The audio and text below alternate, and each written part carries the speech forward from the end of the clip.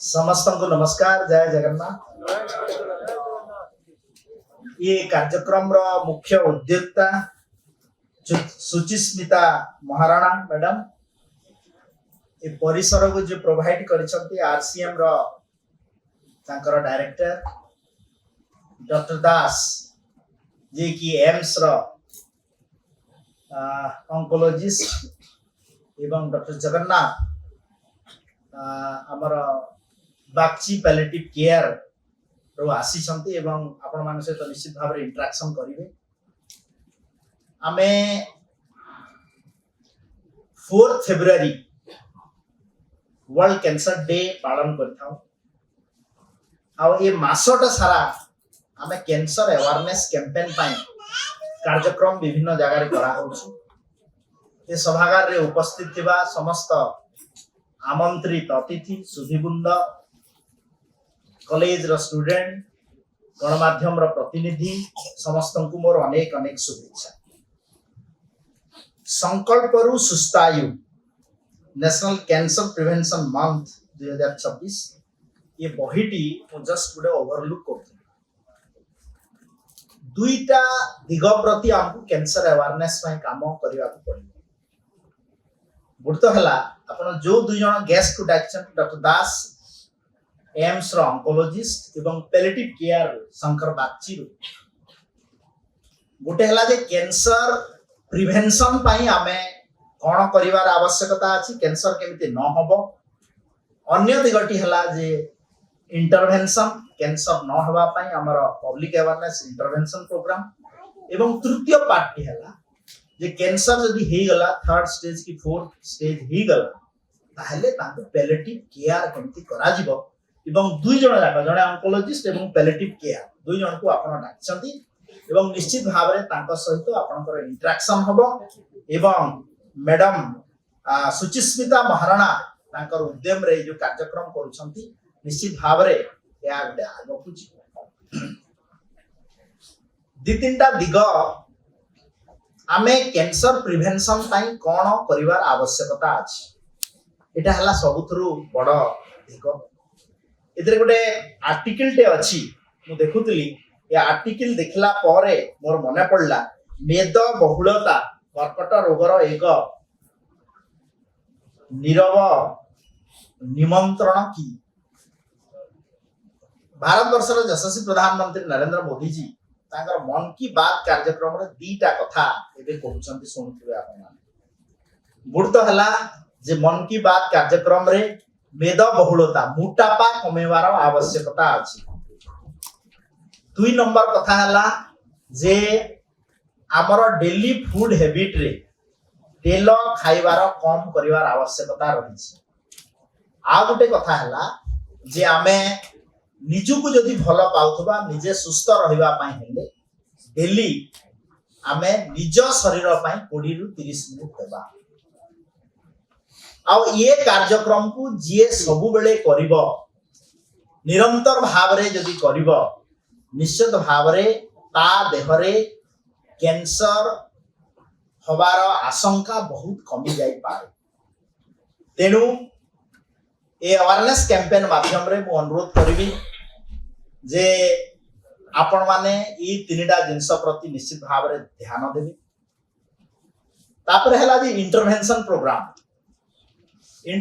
Programme रे बहुत शीघ्र एतर जते बेले बजेट हबो निश्चित भाव रे माननीय मुख्यमंत्री मध्य ये कार्यक्रम रे कोन करा जाई परिबो सेते बेले गोटे बड़ घोषणार संभावना मध्य रही इंटरवेंशन प्रोग्राम एवं मु धन्यवाद देवी भारत वर्षर फाइनेंस मिनिस्टर निर्मला सीतारमण जी को ये इथर जो 26-27 रो बजेट हितला कैंसर मेडिसिन उपरे हम 17% रो टैक्स कमिछि।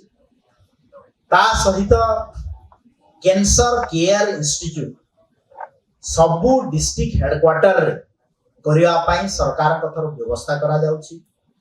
ता सहित ओडिशा सरकार को मध्य धन्यवाद देवी माननीय मुख्यमंत्री मोहन चरण माझी को जे आमे ओडिशा प्रदेश रे डिस्ट्रिक्ट हेडक्वार्टर रे ट्रीटमेंट पार्ट पाई केमोथेरापी ठु नेकिरी कैंसर ट्रीटमेंट पाई व्यवस्था करूछु।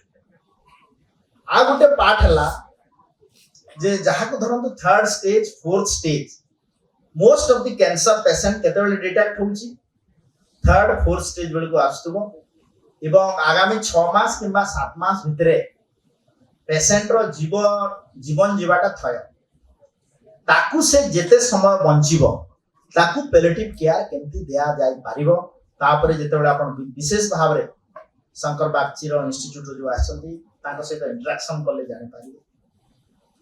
तो आमे मोटा मोटी जदि देखिबा को जिबा कैंसर प्रिवेंशन पाई आमे आगो को जिबार जानिबार आवश्यकता अछि एवं oral cancer mouth cancer Odisha प्रदेश रे देखा जाउछि जे नेशनल एवरेज तो अधिक है सेति पई सरकार को तरफ रु आमे निकोटिन एवं टबाकू युक्त गुटखा ओडिशा प्रदेश रे मैन्युफैक्चरिंग टू लेकरी सेल मार्केटिंग पर्यंत बैन करा हिची एही सेशन रे जा द्वारा आमे कैंसर अवेयरनेस पई गुटखा निकोटिन युक्त गुटखा एवं आपणकर पान मसाला न खाइबा पई आमे समस्त को अनुरोध करूछु जा द्वारा कि माउथ कैंसर प्रिवेंशन ही पारिबो। आ गुटे देखा जाउछि जे आमे आगामी दिन रे स्क्रीनिंग ऊपर जोर देवार आवश्यकता रही एवं मैडम सुचिस्मिता मैडम मध्य गोटे प्रपोजल दौथिले हेल्थ डिपार्टमेंट की जे आपण कैंसर स्क्रीनिंग पाई आज्ञा निश्चित भाव रे कार्य करिवा कथा एवं सरकार को तरफ रु विगत दिन रे सुस्थ नारी सशक्त परिवार अभियान माध्यम रे आमे कैंसर स्क्रीनिंग से सर्वाइकल कैंसर हो ब्रेस्ट कैंसर हो कि मुख गह्वर कैंसर हो तारा स्क्रीनिंग पाई व्यापक व्यवस्था करा जायछि एवं एबे मध्ये करा जाउछि। त म विशेष भाव रे एई नेशनल कैंसर प्रिवेंशन मंथ पालन करिवा अवसर रे संकल्प रु सुस्थायु जो टैगलाइन अछि निश्चित भाव रे आगामी दिन रे यहा सहायक हबो एवं गोटे सुस्थ ओडिशा विकसित ओडिशा गठन करिवार जो संकल्प बाय 2036 विकसित भारत बाय 2047 ये कार्यक्रम रे आपण माने जोग देबे एवं कैंसर रु केमति प्रतिहत करि पारिबा ता उपरे जो गोटे दिनिया कर्मशाला आज निश्चित भाव रे सफल हबो एवं आपनकर जहा फाइंडिंग्स आसीबो निश्चित भाव रे सरकार को आपण माने जणैबे लिखित भाव रे हमें ता उपरे पॉलिसी डिसीजन उपरे हमें कार्यकारी करिबु। एई संकल्प सहित आपण मानकु पुणी थरे धन्यवाद जणाई मो वाणी को विराम दउछि। जय जगन्नाथ, भारत माता की जय।